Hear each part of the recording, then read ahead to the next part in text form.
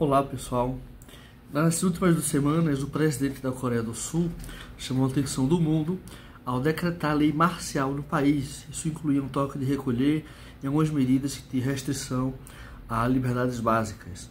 Isso acabou chamando a atenção do mundo, causando preocupação em grandes países aliados e causou até surpresa e indignação no próprio partido do presidente. Ele perdeu apoio no Congresso e acabou sofrendo o impeachment por causa dessa medida excepcional. E algumas pessoas poderiam se perguntar, será que no Brasil é possível ter um decreto de lei marcial assim? Ou o que é que pode ser feito nesse sentido aqui no Brasil? Quais seriam as consequências de atos desse tipo excepcionais? Eu sou advogado especialista em direito constitucional e vou comentar com vocês agora algumas medidas previstas na nossa Constituição do Brasil, que são chamadas medidas excepcionais, que se referem à segurança, à ordem pública, à preservação do patrimônio e da sociedade brasileira e do Estado democrático em que nós vivemos. As principais medidas excepcionais, todas essas que eu vou mencionar, estão previstas explicitamente na Constituição, mas existem duas principais, são o estado de defesa e o estado de sítio. O estado de defesa ele é previsto no artigo 136 da Constituição, onde se prevê que o presidente pode decretar, ou seja, a iniciativa é do presidente de decretar, e automaticamente entra em vigência o estado de defesa, e depois o Congresso pode decidir manter ou revogar esse estado de defesa. E a Constituição prevê um objetivo para esse tipo de medida, que é preservar ou prontamente restabelecer em locais restritos determinados a ordem pública ou a paz social, ameaçadas por grave e iminente instabilidade institucional, ou atingidas por calamidades de grandes proporções na natureza. Então vamos reler isso aqui pensando em algumas palavras-chave. Primeiro, é para preservar ou restabelecer prontamente em locais restritos determinados, ou seja, não necessariamente vai ser no território nacional inteiro. O decreto tem que especificar que locais do território seria feita essa medida excepcional, para preservar o quê? A ordem pública ou a paz social. São os únicos dois valores que podem ser protegidos mediante a decretação do estado de defesa. Que sejam ameaçados por grave e iminente instabilidade institucional, ou que nessas regiões também sejam atingidos por calamidades de grandes proporções na natureza, certo? Então, o decreto vai dizer em tal região, tais cidades, tais estados, entre tal e tal local, vamos decretar estado de defesa pelas razões tais, tais e tais. E essas razões têm que ser grave e iminente instabilidade institucional ou calamidades de grandes proporções na natureza. Imagina aí terremotos, ou furacões, ou tsunamis, coisas assim, que são bem raras de acontecer no Brasil, né? E o que é que pode ser feito com essa medida, né? Ou seja, que direitos, que mudanças na Constituição normal, né, no uso normal da Constituição, acontecem quando é decretado um estado de defesa. Primeiro, podem ser afetados alguns direitos, como o direito de reunião, inclusive o direito de a reunião para fins religiosos, para fins associativos, etc. O sigilo de correspondência e de comunicação em geral, do sigilo da comunicação, seja telegráfica ou telefônica, e entre outros assim, né? Ou seja, são coisas que deveriam impedir possíveis canais de instabilidade institucional, não é? Por isso seria muito raro, e no decreto tem que dizer especificamente quais desses direitos seriam suspensos ou restritos, não pode ser uma abolição total também, e justificar o porquê exatamente esse direito, essas ações que são garantidas na Constituição, seriam suspensas, restritas ou seriam afastadas, ainda que temporariamente ou parcialmente. Também o estado de defesa permite que o Estado faça requisições extraordinárias de bens, de serviços para a implementação dessas medidas. E também permite que o agente responsável pela implementação dessas medidas decrete prisões. Ele pode decretar prisões que vão ter possibilidade de revisão judicial depois, né? Então, existem garantias também em relação a isso. Então, apesar de que é uma medida que o Poder Executivo Federal toma de forma aparentemente autoritária, né, deve existir justificativas para isso. O Congresso Nacional faz um controle político e legal dessas medidas e também o Judiciário vai fazer uma análise das ações em si. O Congresso Nacional vai analisar a validade e a necessidade do decreto e o Judiciário de medidas que sejam tomadas pelos órgãos envolvidos nessas ações. A outra situação excepcional que a Constituição prevê é o estado de sítio. Ele é um pouquinho mais complexo. Ele está previsto nos artigos 137, 138 e 139 da Constituição. E por que ele é um pouquinho diferente? Enquanto no estado de defesa o presidente decreta e o Congresso decide se mantém ou revoga esse decreto, no estado de sítio o presidente solicita ao Congresso a autorização para fazer um decreto de estado de sítio. Também em áreas específicas e com medidas específicas que ele tem que apontar, mas as situações em que ele pode fazer isso são diferentes. Então, quando ocorrer uma comoção grave de repercussão nacional ou ocorrência de fatos que comprovem a ineficácia de medidas tomadas durante o estado de defesa. Então, imagine, o presidente decretou o estado de defesa, o Congresso manteve, mas não foi suficiente aquelas medidas. Ele pode pedir a decretação do estado de sítio. Por isso que ele tem que pedir antes, porque é uma coisa mais grave. E a gente já vai ver quais são as medidas que podem ser adotadas. Outra situação é declaração do estado de guerra ou resposta à agressão armada estrangeira. Então, se o país está em estado de guerra, que é outra medida que eu vou falar mais na frente, ou se, sofrendo uma ameaça estrangeira, ainda não iniciou o estado de guerra, o presidente pode também ir para pedir um estado de sítio. E o que é que pode acontecer no estado de sítio? Primeiro que ele dura no máximo 30 dias, depois o presidente, se quiser renovar, ele tem que pedir para o Congresso renovar, e essas renovações também devem ser no máximo 30 dias. Mas se aquelas situações que foram verificadas se solucionarem, não tem desculpa. Tem que encerrar o estado de sítio imediatamente, mesmo que o Congresso tenha prorrogado por 30 dias. Se no 20º dia já se solucionou, isso se encerra ali mesmo.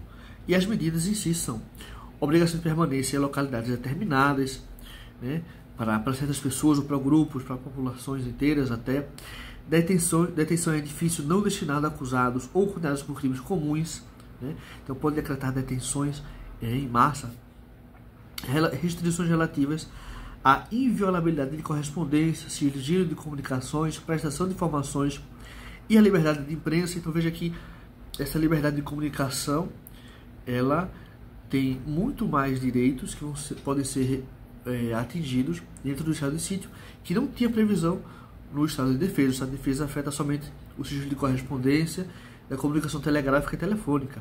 Aqui até a liberdade de imprensa, que é uma derivação, é um tipo muito especial de liberdade de informação, de comunicação, pode ser afetado. E de imprensa em geral, inclui radiodifusão, televisão, etc., na forma da lei. Isso é interessante, é necessário que exista uma lei para regulamentar tudo isso.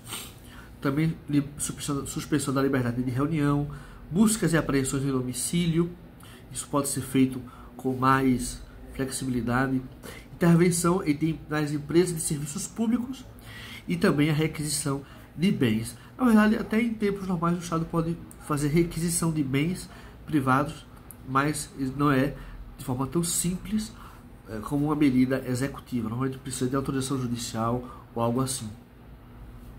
Então existem algumas questões comuns entre o estado de defesa e o estado de sítio. Nós vimos diferenças, né? O estado de sítio ele é mais gravoso que o estado de defesa e ele tem alguns requisitos formais mais especiais. Lembrando que essas medidas excepcionais mais graves do estado de sítio também tem que ter justificativa nos decretos e no pedido, na comunicação do pedido ao Congresso.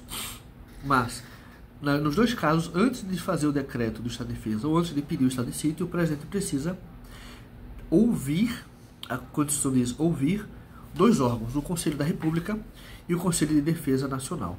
São órgãos mistos, né, compostos por membros do Poder Executivo, pessoas indicadas pelo Legislativo membros do Legislativo e do Judiciário também, que vão assessorar o Presidente da República na formulação desses decretos.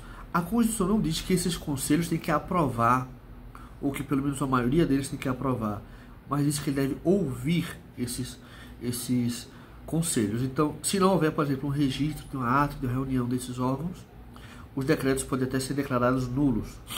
O Congresso, em todos esses casos, fiscaliza a execução das medidas referentes ao estado de defesa e forma uma comissão especial para essa finalidade, mesmo que esteja em recesso, certo? Se estiver em recesso, o presidente do Senado, o presidente da Câmara, terão que convocar o Congresso para funcionar, aprovar a manutenção do estado de defesa, aprovar a decretação do estado de sítio e formar essa comissão especial de acompanhamento e fiscalização dessas medidas excepcionais. E, nos dois casos, a Constituição prevê que os responsáveis diretos, os agentes públicos responsáveis por atos ilícitos, responderão por essas medidas. Ou seja, se os atos ultrapassarem aquilo que foi permitido nos decretos, ou se tomar medidas que forem estranhas também a esses decretos, né? O próximo tópico é o estado de guerra, mas só para antecipar, o estado de guerra permite a instituição da pena de morte. Estado de defesa, estado de sítio, não.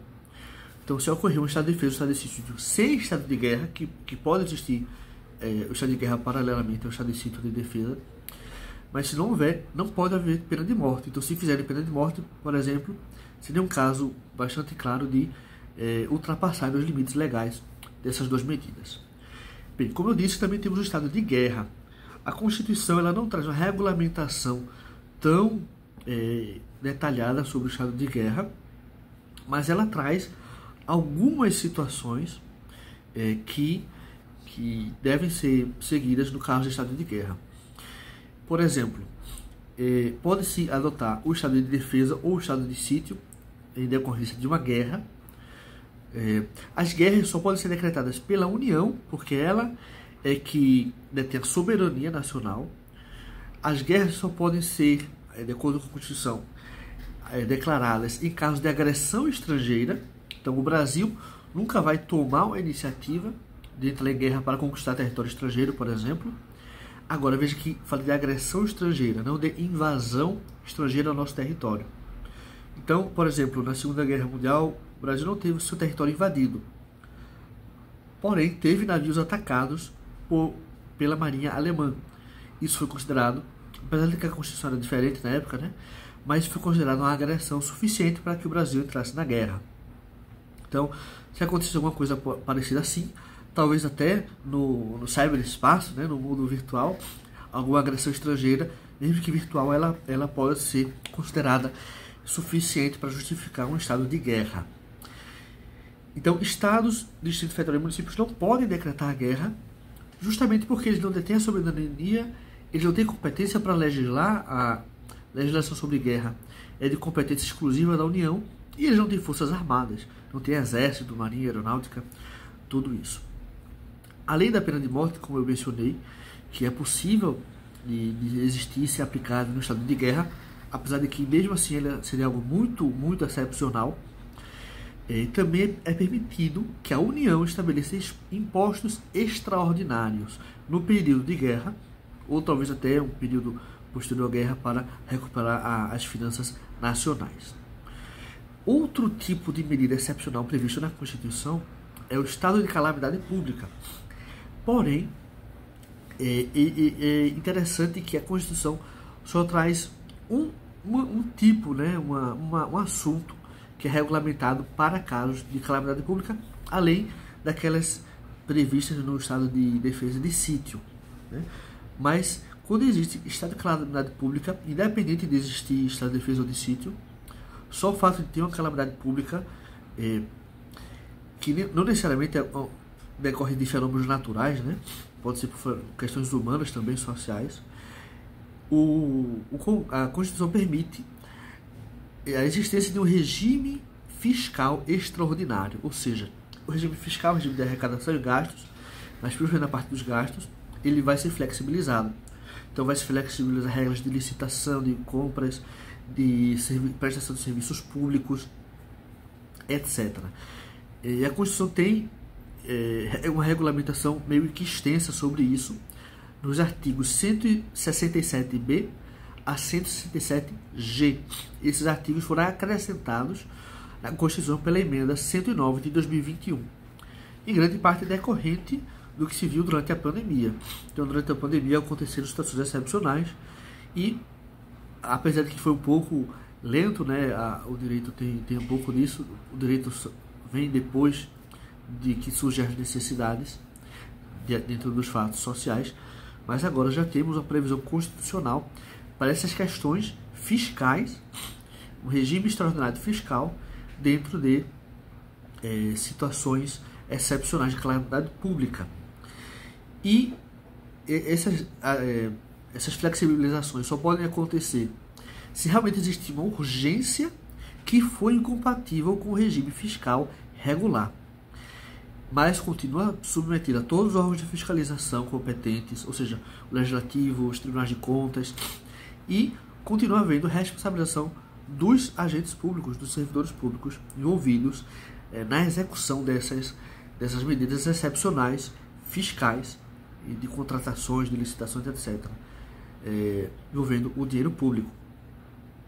Uma outra medida excepcional que é muito comum, que de vez em quando a gente ouve falar no noticiário, é a garantia da lei da ordem, ou decretos de GLO, como às vezes se menciona.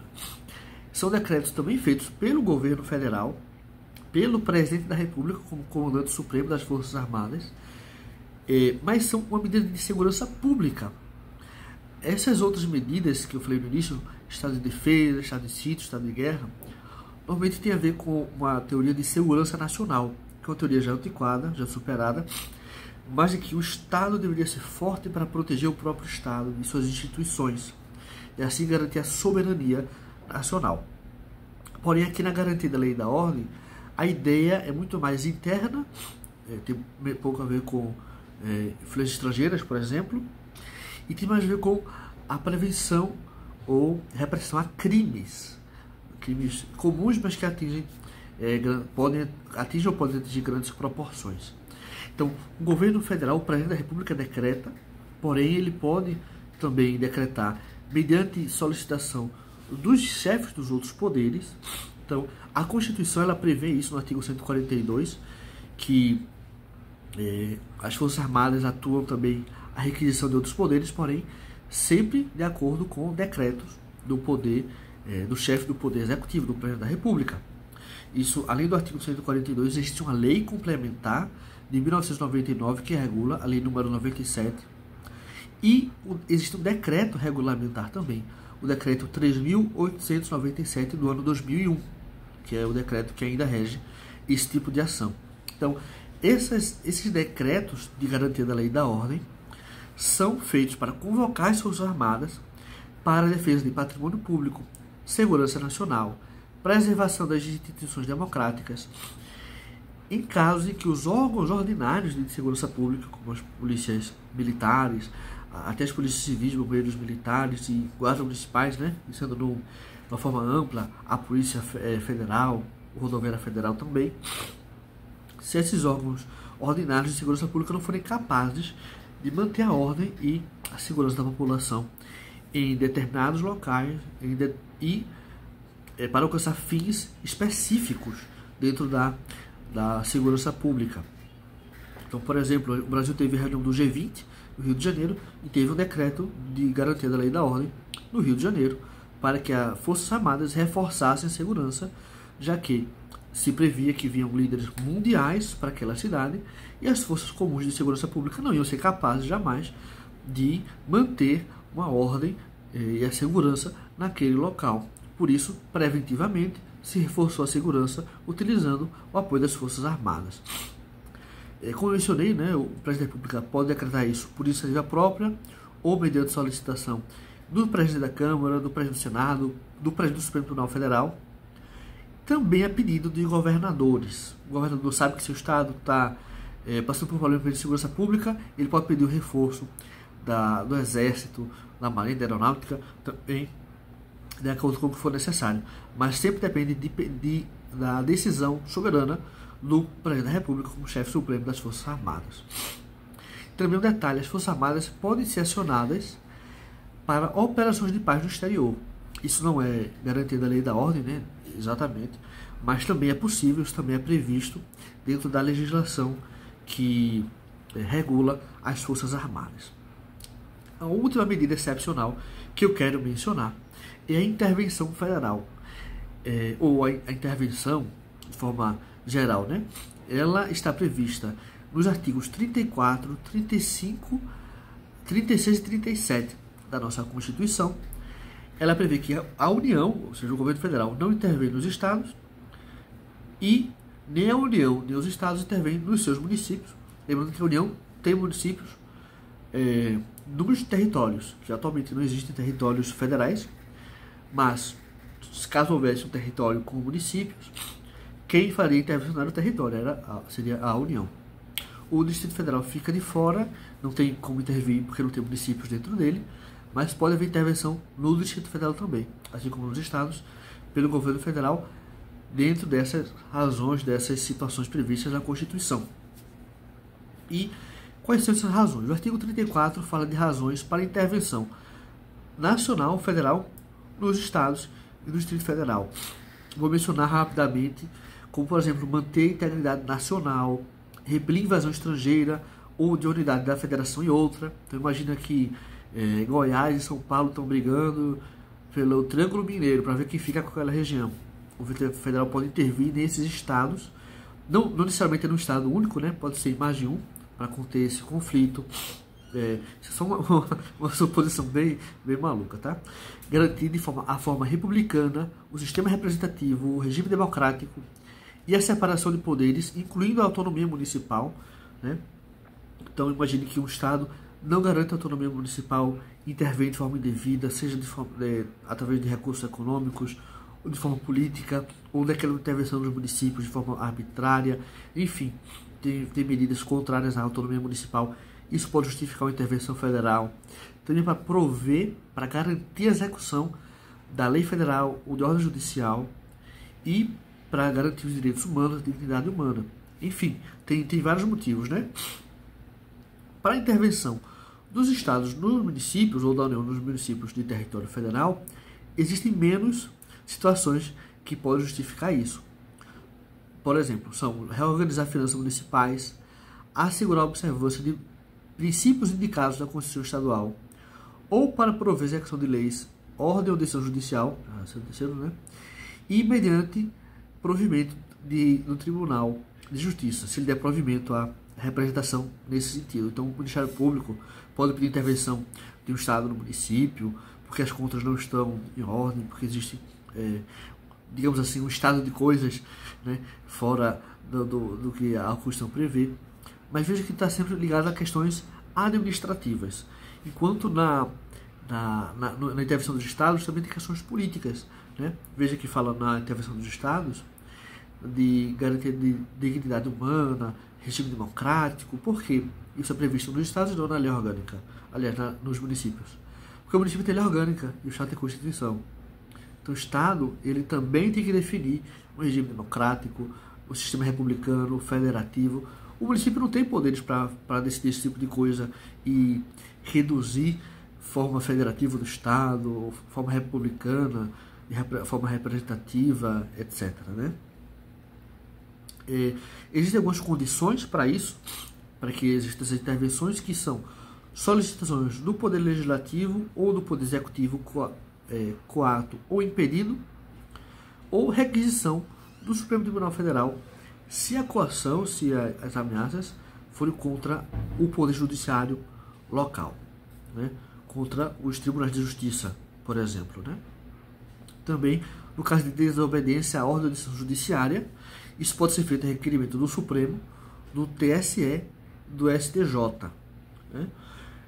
Ou também de provimento do STF no caso de requisição do Procurador-Geral da República, porque na Constituição tem uma previsão no artigo 34, inciso 7, de recusa à execução de lei federal. O próprio PGR requer ao STF e é uma representação interventiva, né? já foi chamado isso até de ação de controle de constitucionalidade interventiva, né? Quando havia um conflito aí entre a legislação estadual e a federal, a Constituição Federal. Mas enfim, então esse decreto o decreto se faz por decreto, né? A intervenção federal nos estados ou no Distrito Federal ou em municípios e territórios, e a intervenção do estado nos municípios se faz por decreto que tem que explicitar a amplitude, o prazo e as condições de execução, e tem que ser enviado ao Congresso e à Assembleia Local para aprovação. Para ter uma perspectiva histórica, no Brasil, nós só tivemos 2 casos de intervenção federal desde a Constituição de 88. Antes aconteceram, quase sempre de forma antidemocrática, né? Até de forma contrária às constituições, então nem adiantaria muito usar como exemplo, talvez, do que não fazer. Mas as 2 intervenções aconteceram, inclusive, em 2018, no mesmo ano. O presidente era Michel Temer, ele governava o Brasil quase no semi-parlamentarismo, né? Ele dependia muito do apoio do Congresso, porque ele era o vice-presidente inicialmente, ele não tinha vice, então a saída dele poderia provocar uma crise política ainda pior, e ele sabia disso. E essas 2 decretações, os 2 decretos de intervenção federal em estados, aconteceram porque realmente foram situações muito excepcionais. A primeira aconteceu no Rio de Janeiro, mas em relação... lembram que eu mencionei que o decreto tem que mencionar a amplitude? No decreto de intervenção no Rio de Janeiro, só se aplicou à área da segurança pública. Então, todos os órgãos públicos estaduais que tratavam da segurança pública passaram por intervenção. O interventor foi um general militar e ele respondia pela segurança pública do Estado. O governador continuou no seu cargo, respondendo por outras áreas do governo, saúde, educação, etc. Mas segurança pública ficava sob a administração da intervenção do governo federal. E ele não prestava contas à Assembleia, prestava contas ao governo federal, ao Congresso Nacional. Também teve uma intervenção nesse ano em Roraima, mas foi algo muito peculiar, porque em relação à amplitude, nesses 2 casos foi até o final do ano de 2018, né? Em relação à duração. Mas no caso de Roraima foi por uma crise política e humanitária até praticamente do Estado, por causa do grande fluxo de imigrantes refugiados venezuelanos. O Estado também não estava bem das pernas, digamos assim, questões até administrativas, financeiras. E o que é que Michel Temer fez? Ele já tinha acontecido as eleições, inclusive isso foi em dezembro, menos de um mês antes de acabar o mandato da governadora. A governadora perdeu a reeleição e o que é que Michel Temer fez? Olha, a população acabou de opinar que esse governo não tem que continuar, tem que assumir um novo governo. Então o que eu vou fazer? Vou decretar intervenção, vou nomear como interventor o governador eleito. Então ele já começa a implementar as medidas que a população elegeu ele para fazer. Então isso foi o que aconteceu em Roraima, e o interventor era o governador eleito, ele tinha autoridade sobre todas as áreas do serviço público estadual. Então, na verdade, ele antecipou a posse, né? Mas foi constitucional isso.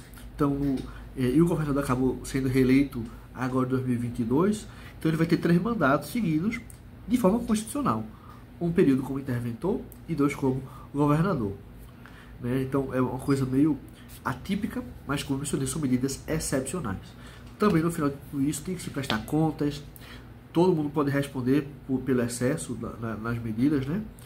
que adotarem, que se cederem sua competência ou se cederem também, dentro de sua competência, as medidas aprovadas nos respectivos decretos. Espero que vocês tenham compreendido isso, e se tiverem alguma dúvida podem comentar ou até fazer alguma correção, caso eu tenha me equivocado e me expressar de alguma forma. E espero que vocês continuem nos seguindo para ter mais conteúdos e mais aulas, mini aulas assim, né, sobre direito constitucional e outros temas interessantes da área jurídica. Até mais.